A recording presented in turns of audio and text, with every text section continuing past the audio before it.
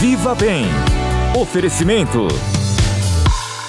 Entrega rápida Drogazil. Em até 1 hora, por apenas R$ 6,90. É o Viva Bem em clima de fim de ano. E na mesa não pode faltar o quê? Rabanada, mas essa é especial, especialmente leve e deliciosa. Chegou a hora da verdade sobre os novos remédios para emagrecer, no Papo Saudável com a nutricionista Fabiana Benatti. Quem tem dor nas costas, pode ou não malhar?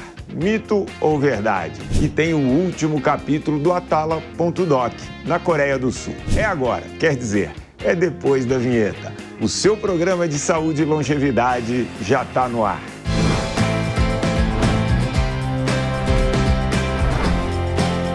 Jovem Pan Viva Bem, com Márcio Atala.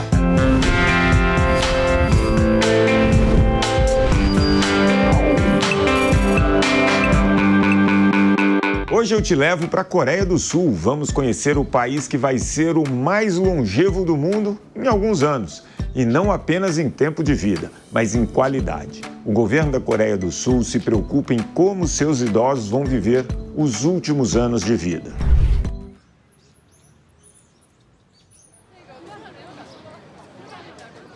왜냐하면 사실 우리나라에서도 우리가 수명을 얘기할 때 그냥 평균 수명하고 건강 수명을 이제 나눠서 얘기하거든요. 그러니까 그 얘기는 어떻게 거꾸로 얘기하면 한 8, 9년 정도는 질병을 갖고 산다. 이분들이 가능한 한 돌아가시는 날까지 병으로 인해서 고통받는 날을 줄이고자 하는 게 이 나라의 보건정책의 근간인 거고요. 그걸 뒤집어 쓰고 차라리 튀김 가지. 아침에 이제 일어나서 일단 명상을 해요. 이제 아침 식사를 하고 그다음에 이제 집안 청소하고 좀 시간을 보낸 다음에 출근을 해요. 이것도 말려서 갖고 가도 될 것 같은데. 그런가 봐요. 있는데 나오는 대로 감정 나오는 대로 다 해. 이렇게 엄마 아빠 안 해? 응. 보살핌 받고 있는데 손자를 보지 않고 집에를 오게 될 때는 집에 와서 다시 이제 운동을 하러 가요. 운동을 하고 어떤 때는 이렇게 그 운동하러 가는 데까지가 우리 집에서 걸어서 한 3, 40분 가갖고는 이제 크로스핏이라고 하는 운동을 먼저 하고요. 그 다음에 그것이 끝나고 나면 이제 골프 연습장에 가서 거기 있는 회원들하고 골프 연습을 하고. 저희들이 예를 들면 사회적으로 개선시킬 수 있는 것은 국가나 이런 지방자치단체에서 개선시켜가면 되는 것이고, 그 다음에 실제 개인이 할 수 있는 것에 대해서는 우리 여러 가지 개인이 할 수 있는 것을 도와주는 것이죠. 그래서 이제 먹는 것을 어떤 것을 먹어야 하느냐, 또 어떻게 먹어야 하느냐, 거기에 덧붙여서 이제 이 운동을 우리가 적극적으로 이제 프로모션하면서 많은 사회적 분위기를 운동해야 좋다 하는 것을 그냥 이 매스컴을 통해서 또는 교육을 통해서 여러 가지 퍼블릭 센터들을 통해서 막 홍보하는 것이죠. 이거는 나라에서 이제 국민건강보험공단에서 40세 이상이면 이제 우리들이 어디가 안 좋은지 그거를 2년에 한 번씩 검사를 할 수 있게 해줘요. 안내해드릴게요. 이거는 3층입니다. 그 보험금을 모든 수입을 가지는, 그러니까 돈을 버는 모든 사람이 보험금을 내야 합니다. 근데 그 보험금을 내는 게 자기가 버는 수입에 비례해서 내는 거고, 얼마나 병원을 많이 갔느냐, 얼마나 많이 약을 탔느냐, 뭐 이런 얼마나 많은 서비스를 받았느냐에 비례해서 내는 게 아니거든요. 또 내게 됩니다. 그래서 사실상 병원을 10번 간다고 해서 병원 한 번 간 사람 병원을 필요할 때 얼마든지 갈 수 있습니다. 물론 병원을 갈 때마다 자기가 내는 소비자 부담금이 조금씩 있습니다. 한 20, 30% 정도를 자기가 부담을 해야 됩니다. 자기가 쓴 의료 비용에서.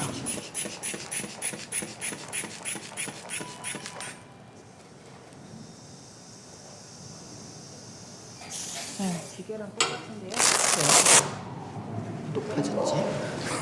한번 병원 진료를 들어봐야 받아보시든지 되겠네. 한 번만 돼서는 잘 모르거든요. 긴장해서 그럴 수도 있고. 감사합니다. 그 2년마다 한 번씩 검진해서 그때 내가 어떤 병이 있거나 이랬을 때 많이 치료를 해요. 그래서 암이라든지 이런 걸 조기에 발견해 갖고 치료를 잘 해 나가고 있고요.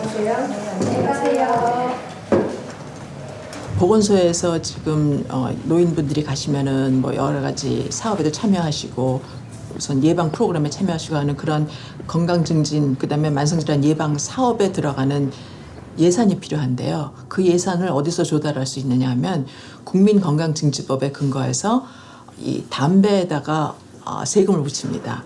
소위 기금으로 이제 조성이 되기 때문에 그 기금을 사용해서 건강 증진 사업을 모든 전국에 있는 보건소에서 할 수 있게 됩니다. 안녕하세요. 안녕하세요. 이렇게 엄마 집에 자주 놀러 오고요. 주로 이제 주말에 토요일이나 일요일 둘 중에 하루 정도는 엄마랑 같이 있고요. 그다음에 이제 일주일에 이틀 정도는 엄마가 저희 집 쪽으로 오세요. 맛있어. 맛있지? 특히 집이 언덕에 있잖아요. 그래서 이제 잘 걸어 다니시고 올라오시고 이러니까 저보다 체력이 더 좋은 것 같아요. 얼마 전에 뼈 검사했는데 뼈 나이가 20대라고 하더라고요. 그 정도로 엄마가 건강하신 것 같아요. 가자. 이러려나? 가지야.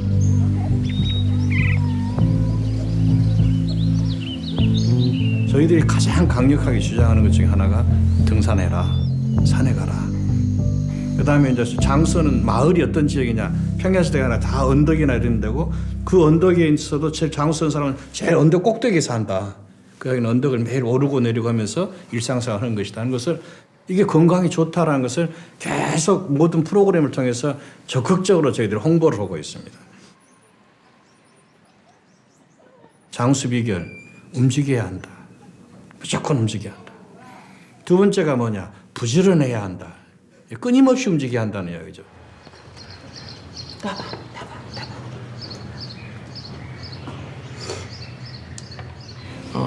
제가 말씀드렸던 대로 정부는 정부대로 열심히 뭔가를 만들고 있고 사람들의 신체 활동을 늘리기 위해서 그리고 교육도 굉장히 많이 하고 있습니다. 근데 사실은 어떻게 보면은 마지막 선택은 본인의 몫이거든요. 결국은 제가 생각하기에는 이 국민의 의식을 높이는 게 가장 지속 가능한 어떠한 건강한 국가로 갈 수 있는 길이 아닌가 싶습니다.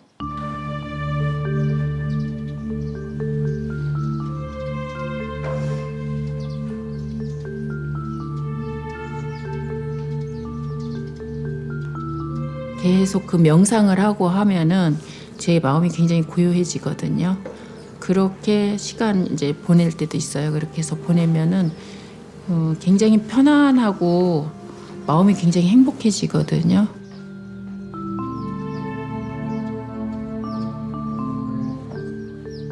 뭐 이렇게 어떤 사람은 뭐 100년, 100살까지 또는 120살까지 뭐 이렇게 살고 싶다고들 이야기하는데 그렇게까지 내 생명에 대한 어떤 집착을 갖고 살고 싶지는 않고요. 제가 내 체력이 건강하게 행복하게 살 수 있는 그 순간까지 살겠다고 생각은 해요.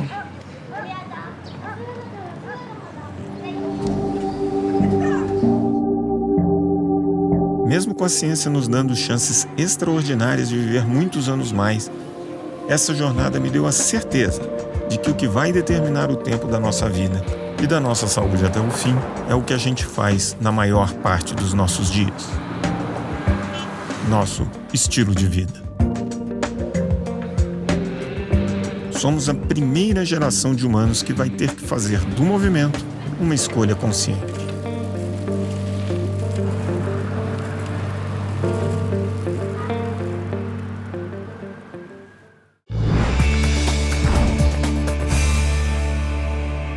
Oi, gente! Chefe Gabi Almeida novamente aqui com vocês no especial de Natal para ensinar uma receita, mais uma vez, claro, porque eu sempre venho aqui para ensinar receita o quê? Fácil, deliciosa, obviamente, e para você que não quer sair da dieta mesmo na ceia de Natal.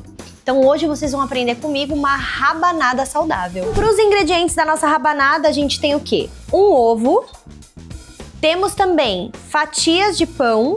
Aqui eu tô usando aquele pão mais gordinho, tá? 1/4 de xícara de leite, aproximadamente 60 ml.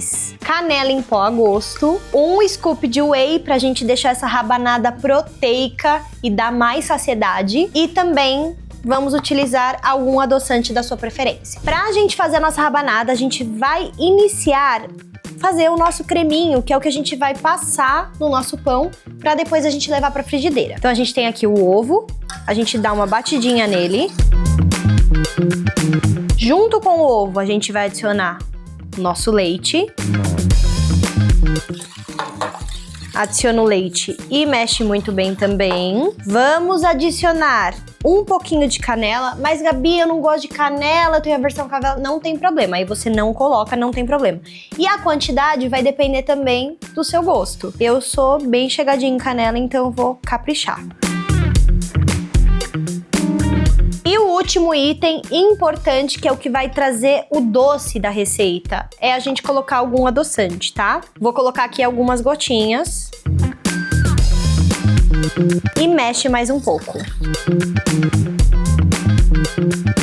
Ah, um pequeno detalhe. Você também pode fazer com o pão inteiro na frigideira, mas eu acho que eu gosto de servir, assim, menor as porções, né? E agora a gente vai lá pra frigideira. Então aqui coloquei a nossa frigideira para aquecer.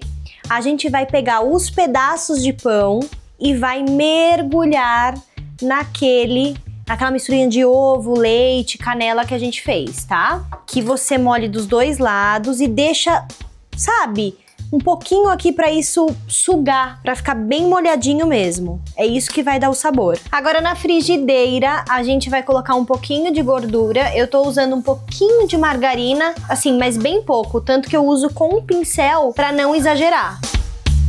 Vamos vir com as nossas rabanadas para grelhar. Quando ela tiver douradinha assim, ó, dos dois lados, tá pronto. Prontinho. Rabanadas quase prontas. Agora a gente vai finalizar, que normalmente é com açúcar e canela, mas na nossa versão de substituição será whey e canela. Mistura tudo isso. E agora a gente tem que passar cada uma dessa na misturinha. Então agora a gente vai pra pior parte, não, pra melhor parte, na verdade, que é comer, fazer vocês passarem vontade. Ó, Márcio, dá pra teletransportar pra você uma rabanada aí?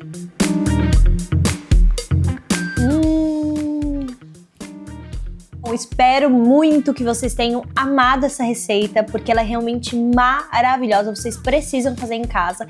E não esqueçam de me acompanhar nas redes sociais, @Chef Gabi Almeida, tem muitas outras receitas incríveis e maravilhosas, e qualquer dúvida vocês podem me chamar do direct, que eu vou responder qualquer questão que vocês tenham, alguma dúvida a mais, tá bom? Feliz Natal pra vocês, e eu me despeço por aqui.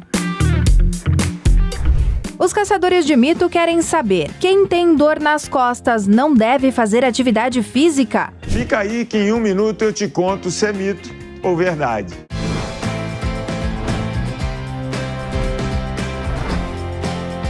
Jovem Pan Viva Bem, com Márcio Atala.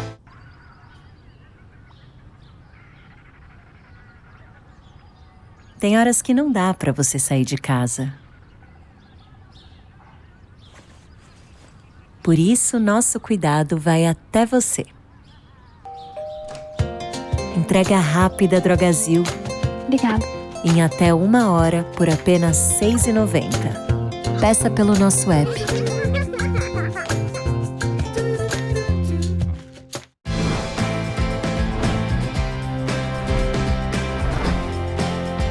Jovem Pan Viva Bem, com Márcio Atala.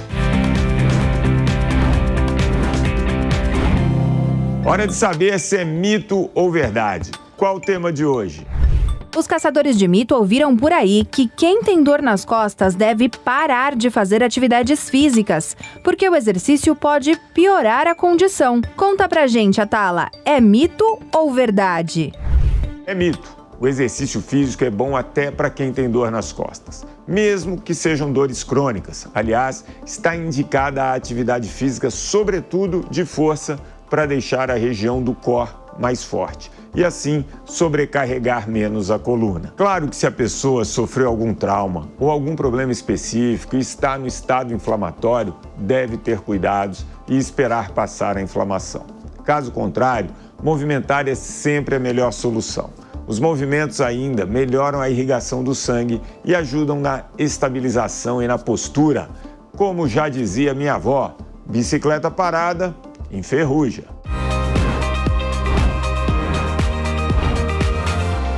Emagrecimento é assunto de muitas rodas de bate-papo e campo fértil para teorias e promessas, mas o assunto é sério. Afinal, a obesidade é causa de muitos problemas de saúde que poderiam ser evitados. E para falar de um assunto tão importante como esse, eu converso com a professora doutora da Faculdade de Ciências Aplicadas da Unicamp, com pós-doutorado na Universidade de Copenhague e na Faculdade de Medicina da USP, doutora Fabiana Venatti. Obrigado pela presença. Eu que agradeço pelo convite. Obesidade, né? Hoje tem uma grande discussão em relação à obesidade. Uma corrente que, alerta muito e acho que muitas vezes pesa na mão em relação aos perigos dessa obesidade. E uma outra corrente que, eu vou me aceitar do jeito que eu sou, e também pesa um pouco na mão. Os dois lados têm ali uma justificativa plausível para essas defesas, mas eu queria que você falasse um pouco da obesidade em si, que ela representa como problema de saúde. Eu acho que os dois lados podem e devem coexistir. Então, acho que há duas visões. Então, a visão de... Aliás, acho que a pergunta que não quer calar, se a obesidade ela deve ser considerada como uma doença ou não. Mas eu diria que as pessoas que defendem que ela não deva ser considerada como doença são pessoas que tentam evitar a estigmatização da obesidade. Então, a culpa no sujeito, o preconceito, culpabilizar aquela pessoa por ela ser obesa como se fosse culpa dela, como se ela quisesse ter a obesidade. Então, assim, eu acho que esse é um lado. O outro lado é entender a obesidade como doença no sentido de que isso facilita o tratamento, o acesso ao tratamento pelas pessoas com obesidade. Então, eu acho que, eu não sei se eu tenho uma resposta para essa boa pergunta, mas muito se discute em relação a isso no Brasil. Então, nos Estados Unidos, isso também é bastante discutido. Então, eu vi um congresso, por exemplo, onde se discute o CID, por exemplo. Então, lá existe um CID para obesidade, em que a pessoa... ela tem um IMC acima de 30, em função de um excesso de comer muitas calorias. É exatamente isso que está escrito, ou seja, é uma coisa horrível.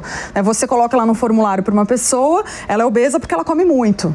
Então, assim, é um estigma imputado ali para uma pessoa que não ajuda ela, só atrapalha. Então, a gente tem dados de que o estigma da obesidade, ele promove um risco maior do que a própria obesidade, o risco de mortalidade daquela pessoa, porque a pessoa, por se sentir estigmatizada, ela não busca o tratamento. Então, isso é uma questão que eu acho que ela é importante.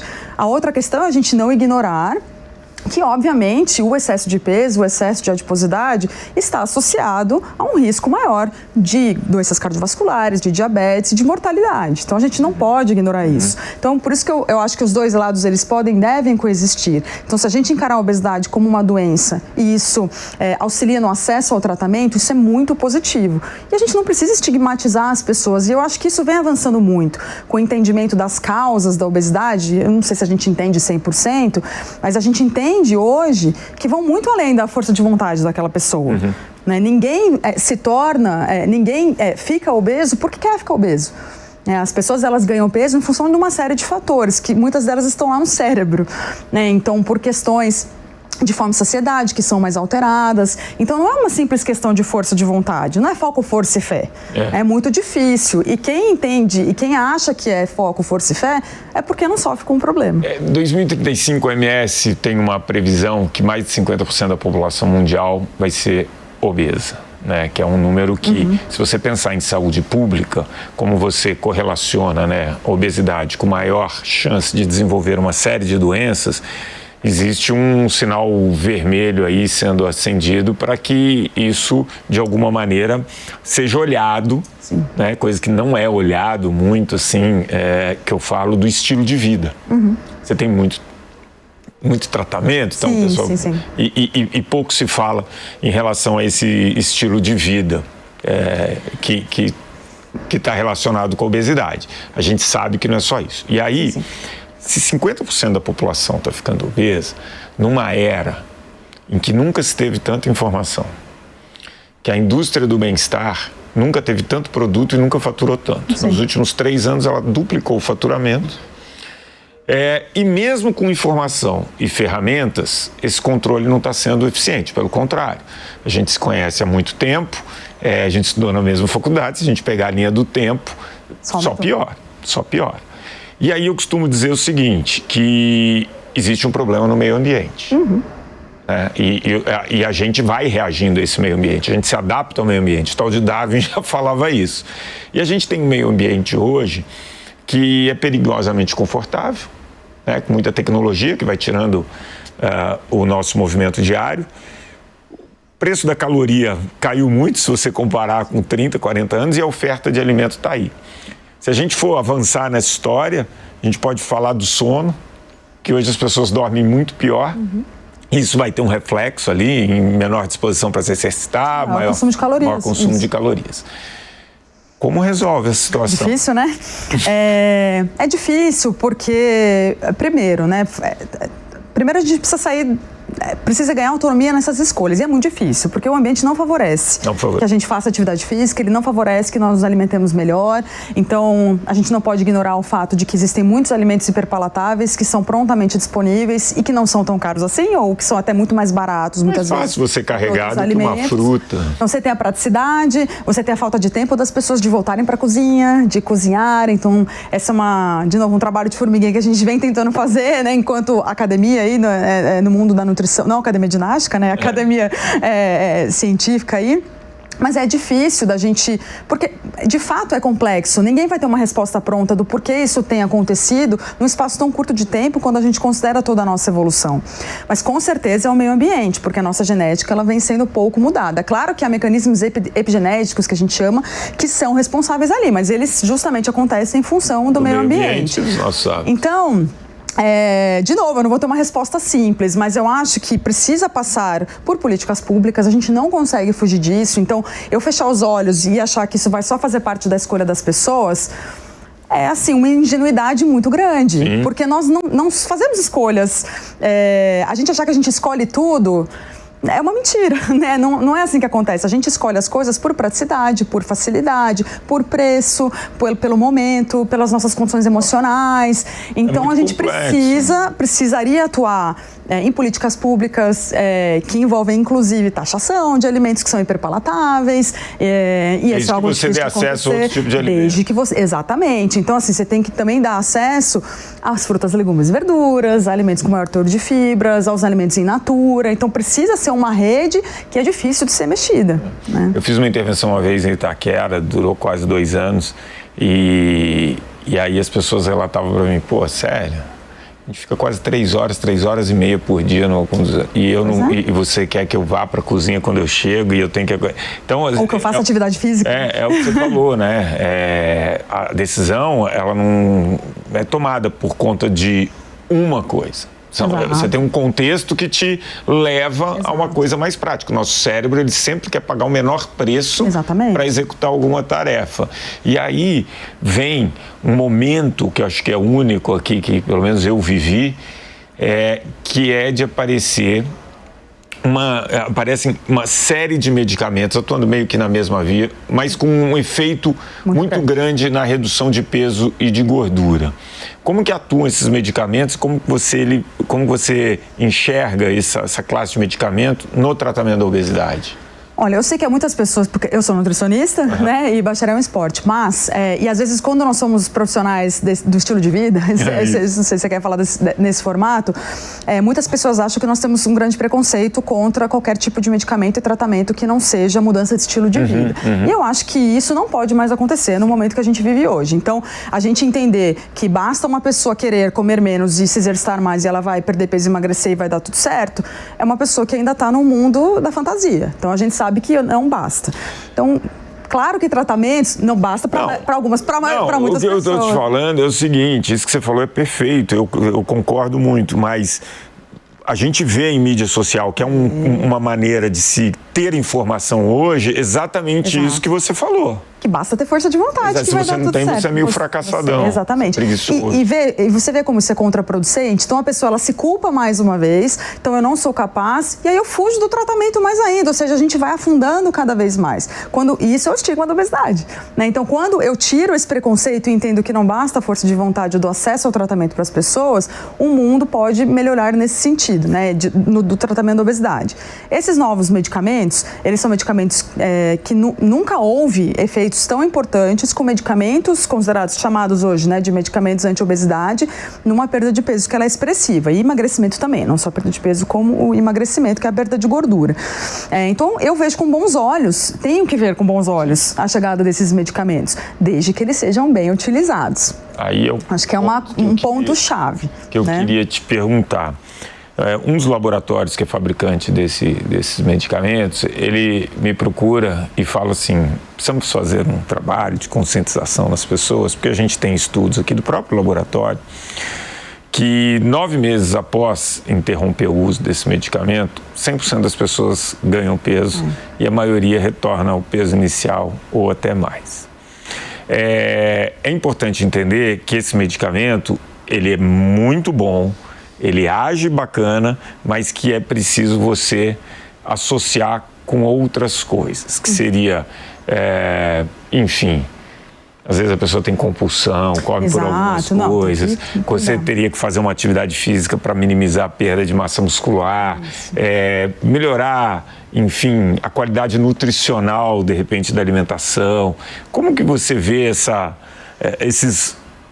esses outros aspectos que vão ajudar nesse tratamento junto com o medicamento? É legal você perguntar, isso foi muito discutido, eu acabo de voltar do Obesity Week, foi lá em San Antonio, no Texas, e muito se falou sobre esses medicamentos, sobre mudanças de estilo de vida que devem acompanhar o uso desses medicamentos, e digo mais, da necessidade de não separar esses medicamentos. Então, o que se tem visto hoje, pelo menos do que se viu muito ali, dos estudos que nos foram apresentados, foi isso, que não é para ser um medicamento de curto prazo. Pelo menos para algumas pessoas ou para muitas delas, provavelmente. Então, são medicamentos que atuam em mecanismos de saciedade, sobretudo. Então, são os que a gente chama dos análogos ali das incretinas, né, de GLP-1. Então, a grande atuação, claro que há atuações periféricas, mas aparentemente a grande ação dele é lá no cérebro. Então, levando a maior saciedade daquela pessoa. E aí, a ideia é que você comece com doses baixas, vá aumentando e encontre ali uma dose que seja ideal e que seja, é claro que os estudos de segurança eles estão vindo, eles estão acontecendo, essas medicações elas são muito novas, mas tudo indica que não serão medicamentos de curto prazo. E aí, obviamente, que a gente precisa desses estudos de segurança de longo prazo, que eles vão vir aí junto com a utilização desses medicamentos. E essas são algumas perguntas que estão tentando chegar numa resposta. Exatamente. Se existe uma dose de manutenção segura, por quanto tempo? E não achar também, e isso eu vejo muito, que é a solução, né, de todos os problemas. É difícil porque todo medicamento tem efeito colateral e eles não são diferentes. Então, e para uma pessoa sim, para outra não, né? Exato. Não, aí cada um vai responder de um jeito, mas eu acho que é sempre uma discussão difícil porque tem um efeito bacana, parece que é um medicamento que é de longo prazo, efetivamente, precisa ser acompanhado por uma mudança de estilo de vida no sentido de garantir os nutrientes necessários ali. Tem pessoas que param de comer, então precisa se abaixar a dose, precisa garantir o consumo de proteína adequado para tentar diminuir a perda de massa magra. Por que se perde muita massa magra? Porque perde peso muito rápido. Então, isso não se sabe se é só isso, mas aparentemente é uma das explicações. Então, muito se discute sobre como minimizar a perda de massa muscular e massa magra. com o uso desses medicamentos. Os relatos são de melhora de função muscular quando essas pessoas perdem essas quantidades aí de 15% do seu peso, 20%, mas ninguém olhou ainda para o músculo para saber exatamente o que está acontecendo ali. Então é tudo muito novo e tudo tem sido bastante discutido. Eu acho maravilhoso que esses medicamentos estejam chegando, mas eu acho que muita cautela precisa ser tomada no sentido de adequar as doses, adequar a capacidade das pessoas tomarem pelo tempo que seja necessário para que elas tenham esses ganhos. Sempre fazer exercício junto, porque a perda de massa magra ela é grande, então a gente precisa cuidar disso e não tomar se não for necessário. Eu acho que esse seria se você quer perder 5 quilos por estética, não tome esses medicamentos. E o que eu ia falar é o seguinte, só para completar, sempre prescrito por um profissional habilitado, né? Não ficar tomando aí, que eu vejo o pessoal comprando... genéricos, né? Que a gente nem sabe se... Fabi, super obrigado, queria muito agradecer, sou mega fã, você sabe disso. Foi uma aula aqui, tenho certeza que as pessoas agora têm mais informação para tomar as suas decisões. Obrigado. Eu que agradeço. E por hoje eu vou me despedindo, mas com a certeza de dever cumprido na minha missão de ajudar você a ter uma vida com muito mais qualidade. Não esquece que o programa já está lá no canal do YouTube da Jovem Pan News e também no Spotify. Semana que vem nosso encontro está confirmado. Até lá!